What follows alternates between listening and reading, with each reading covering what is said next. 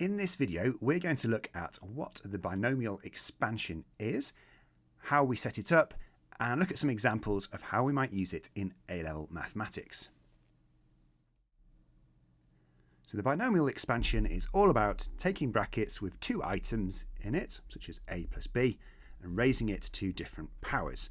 So let's look at what happens the old-fashioned way if we do that. So a plus b to the power of 1 is obviously just a plus b. Now let's look at what happens if we square that. Just some simple multiplying out the brackets. We get a squared plus 2ab plus b squared. Now if we cube a plus b, that's the same as taking our a plus b squared, multiplying it by another a plus b. So we're going to multiply through by the a, then we'll multiply through by the b. So we end up with a cubed plus 2a squared b plus ab squared plus a squared b plus 2ab squared plus b cubed. Now we can see we've got a squared b and a b squared in two places, so let's bring them together and we get an expansion of a cubed plus 3a squared b plus 3ab squared plus b cubed. Now you might see that we're starting to get a bit of a pattern here. So let's do the same thing for a plus b to the power of 4. So we're going to take our previous answer, we'll multiply that through by a plus b. I'm going to skip the working on this one, but you can try it just to check the answer yourself if you like. This expansion comes to a to the power of 4 plus 4 lots of a cubed b plus 6 a squared b squared plus 4 a b cubed plus b to the 4. So again, you might be starting to spot some patterns here. All of these have got the a's and b's on the end with the same power as our original brackets have. They've got a nice symmetry to the coefficients. Let's have a look further into how we are going to create these. We can find these coefficients by using something called Pascal's triangle. And the way this starts is we put a 1 at the top. Our next row is going to have two numbers in it to make a triangle shape, and each number is always the sum of the numbers above it. So this is just going to be a 1 because all that's above it is a 1, and the same on the right hand side. But then when we get to the third row, we've got a 1 and a 1, so underneath them we're going to add those ones together to give a 2, and on the edges we've got our 1s again. Our fourth row, we're going to have the 1s on the edge, but then we get 1 plus 2 gives us 3, and 2 plus 1 also gives us 3. And we can now see that the numbers in this triangle are matching up with the coefficients of our expansions. So that second row, 1 and 1, that matches up with 1a plus 1b from our first expansion. 1, 2, 1 matches up with the coefficients from a plus b squared, and 1, 3, 3, 1 matches up with the coefficients of a plus b cubed. Let's find our fifth row. 1's on the end, and 1 add 3, and 3 add 1 make 4, and 3 add 3 make 6. And we can see again, this is matching up with our coefficients of a plus b to the 4. And in fact, each row of this triangle is going to match up with an expansion, and a plus b to the n is always going to use the coefficients from row n plus 1. So our fourth a plus b uses row 5. The next one would use the coefficients from row 6, and so on and so on. Now it's good to get a slight idea of why these are all linked in with our expansion. And one way to look at this is let's look at a plus b cubed, which we've already worked out is a cubed plus 3a squared b plus 3ab squared plus b cubed. Now we're just going to focus on the a here. When we expand that a plus b, we've got our three brackets, all a plus b, all multiplying together. Now the only way we're going to get an a cubed from this is to take the a in the first bracket, multiply it by the a in the second bracket, multiply it by the a in the third bracket. That gives us our a cubed. And there's only one way to do it, that's why we have 1 a cubed. But let's look at a squared b. So we've got our three brackets. To get a squared b, we could take the a from the first bracket, multiply by the a in the second bracket, and multiply it by the b in the third bracket. So a times b gives us a squared b. But we have other combinations as well. We could take the a from the first bracket, multiply it by the b in the second, and the a in the third bracket, and again we're going to get a squared b. But we could also start off with the b and multiply it by the other two a's. So we've got three different ways, three different combinations of doing two a's and a b to get a squared b, and that is why our coefficient is 3. Now, if you were to try this yourself with any of these expansions, you would get to the same logic. The number before each term is the number of combinations that lead us to that. So if we were looking at a plus b to the power of 4, for example, there are 4 combinations that can get us to a cubed b. Hence, it's got a coefficient of 4, and so on. And this means also, this is why our a and b on the very ends of our expansion are always just the 1s, because there's always only one way that we just have a's or that we just have b's. Now, we don't need to be able to do this for A level. It's just an interesting way to look at it and have a think about where these coefficients are coming from. Now, Pascal's triangle is great, but if we're trying to do a large expansion, we don't want to have to sit here, work out all the rows of the triangle in order to find those coefficients. It could take us a very long time. So what we have is something called the choose function. It can be written like this: n, a big C, and a small r. That's usually how it's written on a calculator, and we would say n choose r. Another way to write this, which is how I'm going to write it here, is with our vertical brackets, n on top and the r beneath. And this is calculated by doing the following expression: n factorial over the top of r factorial times n minus r factorial, where factorial means you take the number and you multiply it by all the natural numbers below it. So n factorial is n times n minus 1 times n minus 2, all the way down to 2 times 1. And then the way we use this with our expansion is that this always gives us the rth entry in the nth row of Pascal's triangle. So for example, we look at the 3 here. This is in the 4th row. It's the second entry, so it's 3 choose 1, which if we put it into that formula is a value of 3. If we pick the 6, for example, that is the third entry in the 5th row, so it's 4 choose 2. Again, if we put that into the formula, we get a value of 6. And all of these the calculator can work out very quickly.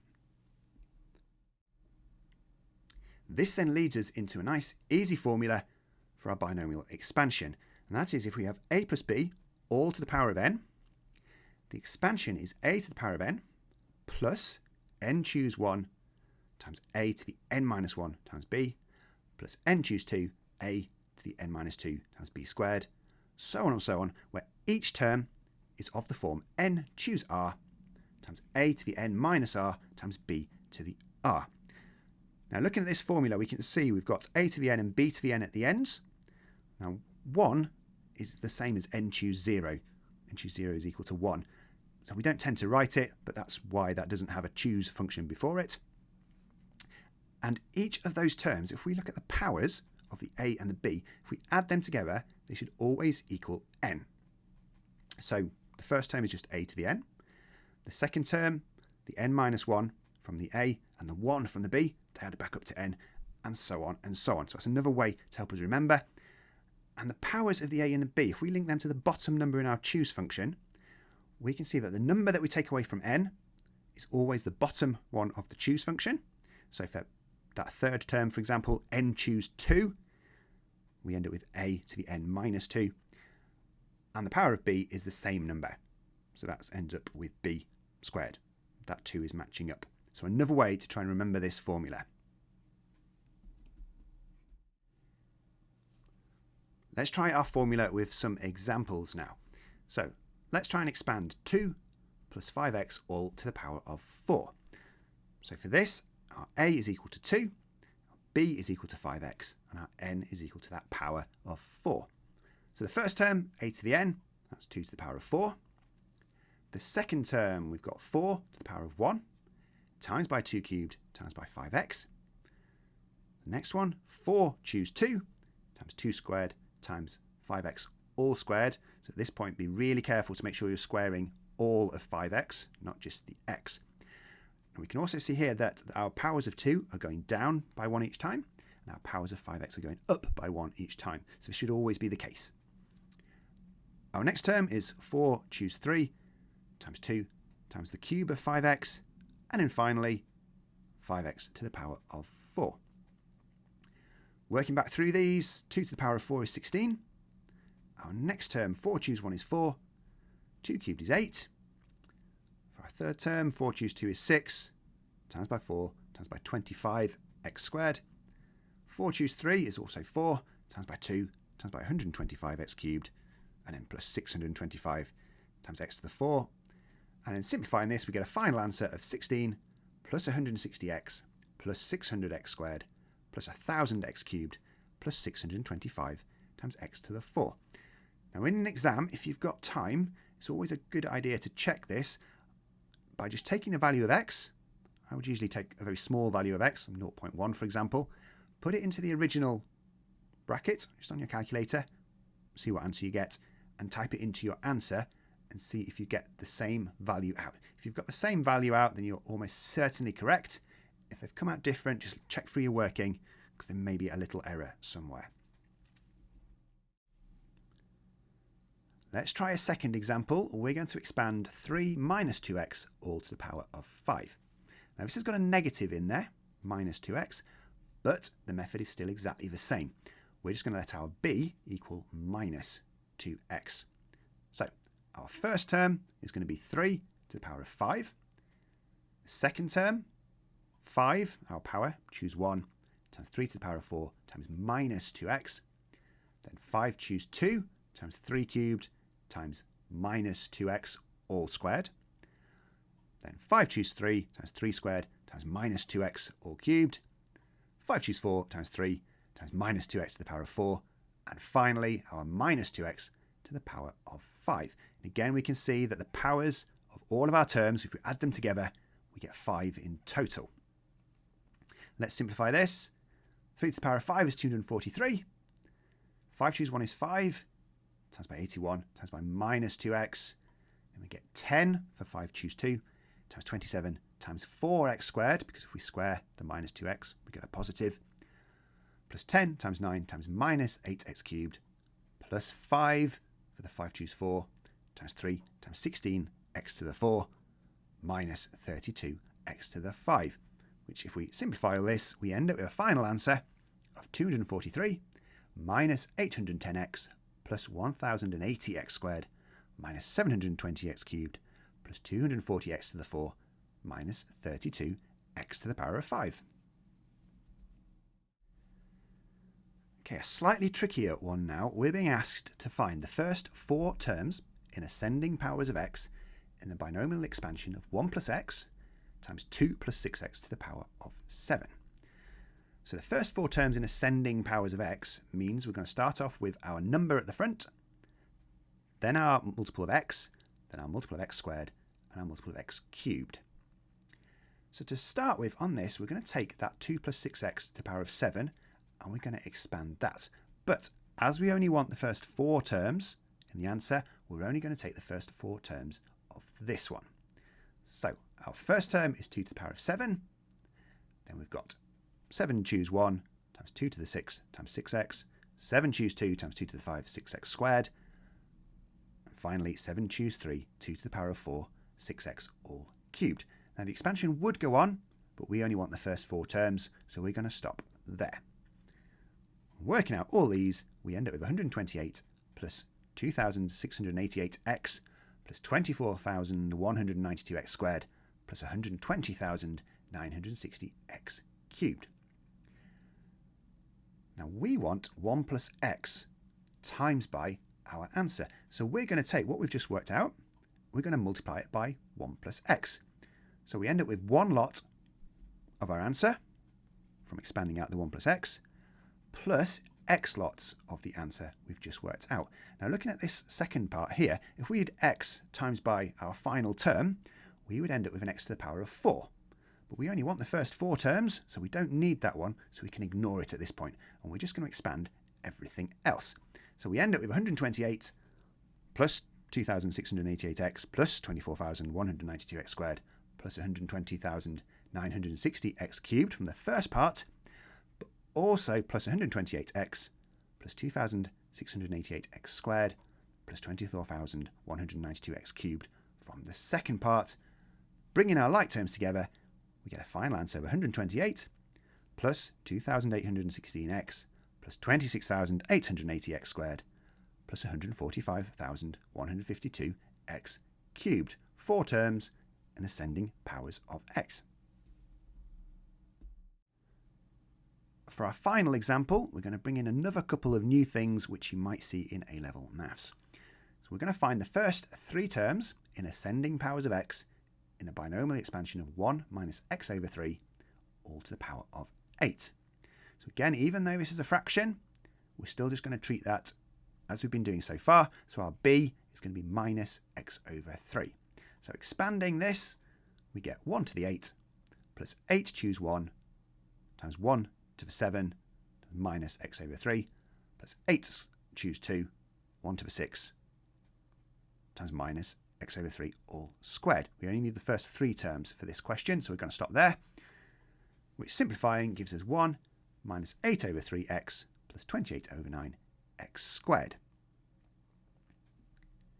Now this question's got a second part, which is use this expansion to estimate the value of 299 over 300 all to the power of 8 to 3 decimal places. Now at first glance, this can be pretty confusing. How have we got to this 299 over 300? But upon a second look, we can see that both this and the original question are to the power of 8. So let's set them equal to each other. We're going to take the 1 minus x over 3 from the first part, from our expansion. We're going to set it equal to the 299 over 300 in this question. Now by rearranging this, we get that x over 3 is equal to 1 over 300. Multiplying both sides by 3, we get that x is equal to 1 over 100, or 0.01. So we can use this expansion with x is equal to 0.01 to find an estimate for the value. So let's put this in. So 1 minus 8 over 3 times by x, which is our 0.01, plus 28 over 9 times by 0.01 squared, which if we put that into a calculator, we get a value of 0.974.